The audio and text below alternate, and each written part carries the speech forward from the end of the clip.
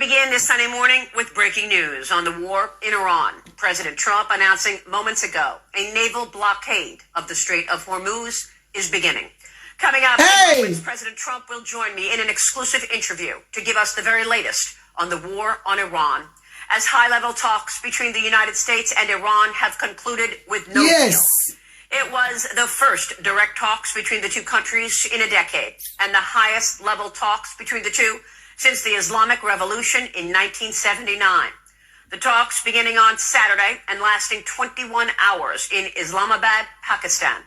Vice President J.D. Vance was in Pakistan leading the U.S. delegation, along with Jared Kushner and Special Envoy Steve Witkoff, as a fragile ceasefire has been underway between the two sides since Tuesday, after President Trump agreed to give Iran 2 more weeks to open up the Strait of Hormuz or face further destruction.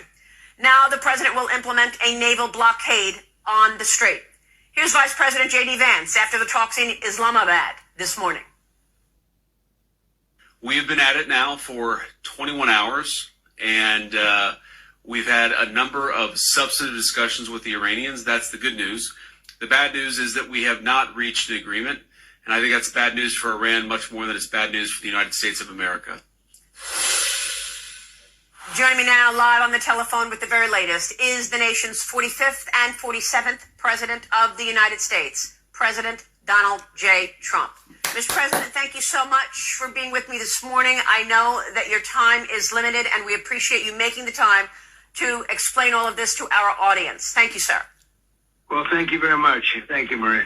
Mr. President, can you explain to us what is going on right now with the blockade in the Strait of Hormuz? Well, we're going to be blockading. It'll take a little while, but it'll be effective pretty soon. And we had meetings yesterday. They, as you said, lasted 21 hours. That was a long meeting. We had some very, very good representatives, as you know, J.D. and Steve and Jared.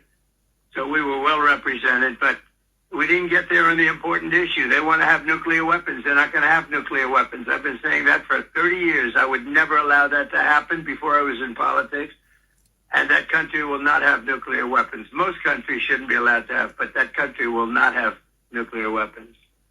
So, Mr. President, was that the red line there? Can you explain to us what went on in these talks? What did the United States ask of Iran, and how did they react? Well, they reacted, it was very interesting. It started off weak. They came in like they had the cards, but they don't have the cards. Their army, their whole military is obliterated. The whole place is